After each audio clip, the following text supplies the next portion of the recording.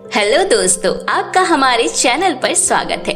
कहानी शुरू करने से पहले कृपया हमारे चैनल को सब्सक्राइब कर लें और बेल आइकन दबाना ना भूलें। आइए कहानी शुरू करते हैं। बहुत समय पहले की बात है। किसी गांव में भोला अपने परिवार के साथ रहा करता था। भोला के परिवार में उसके 2 छोटे जुड़वा बच्चे और एक पत्नी गीता रहती थी। भोला के पुरखों के पास ज्यादा खेती बाड़ी नहीं थी, इसीलिए भोला खेतों में काम करने के अलावा गांव के लोगों के पास भी काम मांगने जाया करता था। भोला के परिवार का जीवन बड़ी ही कठिनाइयों से गुजर रहा था। जब भी भोला को बाहर काम मिल जाया करता तो वह पेट भर खाना खाते, नहीं तो कई कई दिनों तक वो लोग पानी पीकर ही सो जाया करते थे। भोला की पत्नी गीता थोड़ा बहुत सिलाई का काम जानती थी, इसीलिए गांव के 1-2 लोग उसके पास सिलाई का काम लेकर आ जाया करते थे। भोला के पास अपने बच्चों को स्कूल भेजने के पैसे नहीं थे, इसीलिए वह अपने बच्चों को घर पर ही पढ़ाया करते थे। इसी तरह दिन निकल रहे थे। एक दिन गांव के बाजार में एक नई मिठाई दुकान खुलती है। भोला यह खबर सुनकर मिठाई की दुकान पर काम मांगने चला जाता है। बाबूजी, क्या मुझे यहाँ पर काम मिलेगा? हाँ भैया, काम तो मिल जाएगा, परंतु मेरी अभी नई दुकान है, मैं तुम्हें ज्यादा पैसे नहीं दे पाऊंगा। कोई बात नहीं मालिक, आप जो देंगे मैं वो खुशी खुशी रख लूंगा। इस तरह उस दिन के बाद भोला एक मिठाई वाले के पास नौकरी करने लगता है। कुछ दिनों तक तो भोला का काम अच्छा चलता है और उसका सेठ भी उससे खुश रहने लगता है। परंतु इसी बीच में सेठ ने 2 नए कर्मचारी रख लिए थे। वो दोनों भोला की ईमानदारी और मेहनत देखकर उससे बहुत जलते थे। एक दिन उन दोनों कर्मचारियों ने भोला को झूठे आरोप में फंसाकर काम से बाहर निकलवा दिया। भोला अपने आप को निर्दोष साबित नहीं कर पाता है और वहाँ से उदास मन से चला जाता है। क्या हुआ सीता के पिताजी, आपका चेहरा क्यों लटका हुआ है? क्या बताऊं गीता, सब कुछ अच्छा चल रहा था, परंतु उन दोनों कर्मचारियों ने मुझ पर चोरी का झूठा आरोप लगाया और मुझे काम से निकलवा दिया। मेरी तो कुछ समझ ही नहीं आ रहा है, अब हम कैसे रहेंगे और क्या खाएंगे? आप चिंता मत कीजिए सीता के पिताजी, भगवान ने हमारी किस्मत में जो लिखा होगा वो हमें जरूर मिलेगा और मुझे लक्ष्मी माता पर पूरा भरोसा है, वो एक न एक दिन हमारे घर की हालत ठीक कर देंगी। इस तरह सभी लोग रूखा सूखा खाना खाकर ही गुजारा कर रहे होते हैं। एक दिन भोला काम की तलाश में गांव के बाहर घूम रहा होता है कि तभी उसको उसके एक शहर के चाचा उसके घर की तरफ जाते हुए दिखाई देते हैं। अरे चाचा जी, रुक जाइए, मैं यहाँ हूँ, आपका भोला। भोला तुम? मैंने तुम्हें बचपन में देखा था, अभी तो तुम काफी बड़े हो गए हो। मैं तुमसे ही मिलने तुम्हारे घर जा रहा था। हाँ चाचा जी, चलिए मैं आपको घर तक ले चलता हूँ। इस तरह भोला अपने चाचा जी को लेकर अपने घर पहुंच जाता है। भोला अपने चाचा के स्वागत में उन्हें केवल नल के पानी देता है। क्या बात है भोला, तुम बहुत उदास नजर आ रहे हो, घर पर सब ठीक तो है ना? चाचा जी, मैं अपनी हालत आपको कैसे बताऊं, मेरे साथ बहुत बुरा हुआ है। उसके बाद भोला अपनी पूरी दुख भरी कहानी अपने चाचा जी को सुनाता है। दुखी मत हो बेटा, अब मैं आ गया हूँ, तुम्हें चिंता करने की कोई जरूरत नहीं है। आज से तुम अपने बच्चों की हर ख्वाहिश पूरी कर सकोगे और तुम्हें 2 वक्त का भोजन भी आराम से मिल जाएगा। बेटा, तुम तो देख ही रहे हो मैं कितना बूढ़ा हो गया हूँ। शहर में मेरी एक बहुत बड़ी फैक्ट्री है। अब मेरी उम्र हो गई है, मैं आज हूँ और हो सकता है कल नहीं हूँ। मेरी इतनी बड़ी फैक्ट्री को अब मैं अकेला नहीं चला सकता। शहर में चोरी डकैती लूटमार मची रहती है। मुझे अपनी फैक्ट्री चलाने के लिए एक ईमानदार और सच्चे इंसान की जरूरत है। मैं तुम्हारे लिए काम लेकर आया हूँ, अगर तुम्हें मंजूर हो तो तुम मेरे लिए मेरी फैक्ट्री में चलकर काम कर सकते हो। जी चाचा जी, मैं आपकी फैक्ट्री में काम करने के लिए तैयार हूँ, परंतु मैं हर रोज इतनी दूर से आपकी फैक्ट्री में कैसे जाया करूँगा? तुम्हें रोज रोज अपने घर आने की कोई जरूरत नहीं है। तुम सभी लोग मेरे साथ मेरे बड़े घर में रहोगे और मेरा काम देखोगे। भोला अपने चाचा जी की बात मान लेता है और उनके साथ अपने पूरे परिवार को लेकर उनके घर चला जाता है। भोला की पत्नी भी चाचा जी का बहुत अच्छे से ध्यान रखती है और उन्हें समय पर खाना खिलाती है। वहीं दूसरी तरफ भोला ने भी फैक्ट्री का काम अच्छे से संभाल लिया था। अब मैं चाचा जी की मदद से एक सुकून भरी जिंदगी जी रहा हूँ। मैं कभी उनका एहसान नहीं भूल पाऊंगा। इसी तरह दिन निकल रहे थे। एक दिन उसके चाचा जी की मृत्यु हो जाती है। भोला और उसकी पत्नी चाचा जी की मृत्यु पर बहुत दुखी होते हैं और उनका अंतिम संस्कार कर देते हैं।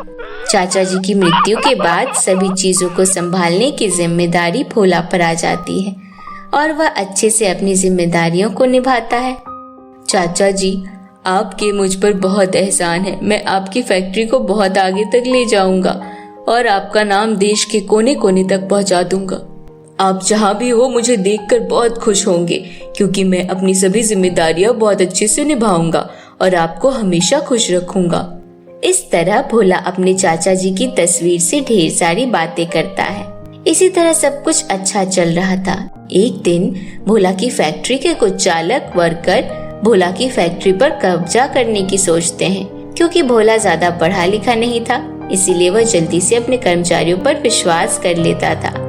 मालिक, मेरी बेटी बहुत बीमार है और मेरे पास उसके इलाज के लिए रुपए नहीं हैं। अगर आप मुझे एक चेक दे देते तो मैं अपनी बेटी की अस्पताल की फीस भर देता। इस तरह वह कर्मचारी भोला के आगे बहुत जोर जोर से रोने लगता है। भोला से उसकी यह स्थिति देखी नहीं जाती और वह उसे एक ब्लैंक चेक दे देता है। यह देखकर वह कर्मचारी बहुत खुश होता है और वह चेक लेकर चला जाता है। फैक्ट्री के बाहर तीनों चालक कर्मचारी एक साथ मिलते हैं और कुछ प्लान करते हैं। अगली सुबह उनमें से एक कर्मचारी अपना भेष बदलकर एक वकील बनकर आता है। क्या आप इस फैक्ट्री के मालिक हैं? हाँ, मैं ही इस फैक्ट्री का मालिक हूँ। क्या कोई बात हो गई क्या सर? हमें इन्फॉर्मेशन मिली है कि आप अवैध जमीन पर यह फैक्ट्री चला रहे हैं। मुझे आपकी फैक्ट्री के कागजात देखने होंगे। यह सुनकर भोला तुरंत अपनी फैक्ट्री के कागजात वकील को दे देता है। बहरूपिया वकील मौका देखते ही वह कागजात बदल देता है और उसकी जगह नकली कागजात रख देता है।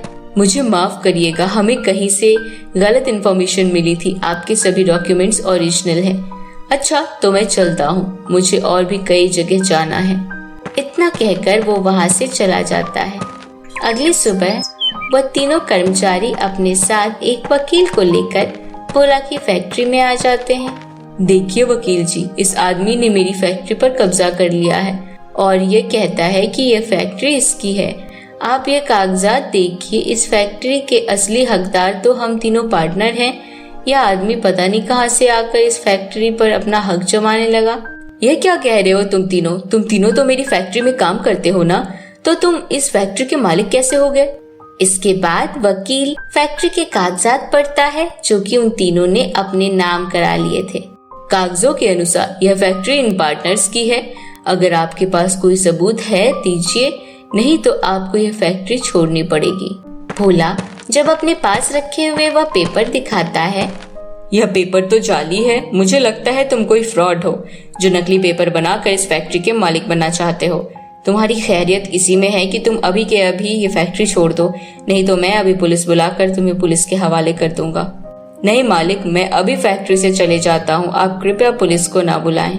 भोला अब समझ चुका था कि उसके कर्मचारियों ने उसके साथ धोखा किया है और उससे असली प्रॉपर्टी के कागजात बदल दिए हैं। भोला घर जाकर अपनी पत्नी को सब कुछ सुनाता है। गीता, अब हमें घर खाली करना होगा। मेरी फैक्ट्री के कुछ कर्मचारियों ने मुझसे धोखा करके चाचा जी की सारी प्रॉपर्टी अपने नाम करवा ली है। हमें सब कुछ यहीं पर छोड़कर वापस अपने गांव जाना पड़ेगा। तुम जल्दी से बच्चों को लेकर तैयार हो जाओ, हम गांव के लिए अभी निकल रहे हैं। थोड़ी देर बाद सभी लोग अपने गांव के लिए निकल जाते हैं। भोला दुखी होकर अपने घर के बाहर आंगन में बैठा होता है और कहता है, चाचा जी मुझे माफ कीजिएगा, मैं आपकी कंपनी को नहीं बचा पाया और वह कंपनी मेरे हाथों से चली गई। मैं अपनी गलती पर बहुत शर्मिंदा हूँ। आप जहाँ कहीं भी हो कृपया मुझे माफ कर देना। इसी तरह भोला अपने कम पढ़े लिखे होने पर भी बहुत दुखी होता है कि तभी वहाँ पास के कुएं से आवाज आती है। भोला, मैंने सब सुन लिया और मैं जानता हूँ कि किस तरह उन तीनों कर्मचारियों ने तुम्हारे साथ धोखा किया है। तुम्हें चिंता करने की कोई जरूरत नहीं है, तुम अपनी जगह बिल्कुल ठीक हो। मैं तुम्हारी कुछ मदद करना चाहता हूँ। ये लो, ये मेरे कुएं का जादुई लहंगा है। इस लहंगे से तुम अपने मनमर्जी का कोई भी सामान मांग सकते हो। यह जादुई लहंगा तुम्हें किसी चीज की कमी नहीं होने देगा। भोला कुएं से वह जादुई लहंगा ले लेता है और लहंगा लेकर अंदर चला जाता है। भोला सबसे पहले उस लहंगे से खाने के लिए अच्छा सामान मांगता है। भोला के ऐसा करते ही वहाँ ढेर सारा स्वादिष्ट खाना प्रकट हो जाता है। इसके बाद वे सभी लोग भर पेट खाना खाते हैं और इस तरह उस दिन के बाद उस जादुई लहंगे की मदद से भोला फिर से अपने चाचा के नाम से एक फैक्ट्री खड़ा कर देता है और दूसरी तरफ उन तीनों कर्मचारियों की फैक्ट्री घाटे में चली जाती है। उनके ऊपर ढेर सारा कर्जा हो जाता है, जबकि यहाँ गांव में भोला अपने परिवार के साथ हंसी खुशी से रहने लगता है। तो मेरे प्यारे दोस्तों, कैसी लगी आपको हमारी ये कहानी? हमें कमेंट करके जरूर बताइएगा। और हाँ, यदि हमारी कहानी अच्छी लगी हो तो इसे अपने दोस्तों के साथ जरूर शेयर करिएगा। तो फिर मिलती हूँ आपसे ऐसे ही किसी इंटरेस्टिंग कहानी के साथ। तब तक के लिए बाय बाय दोस्तों।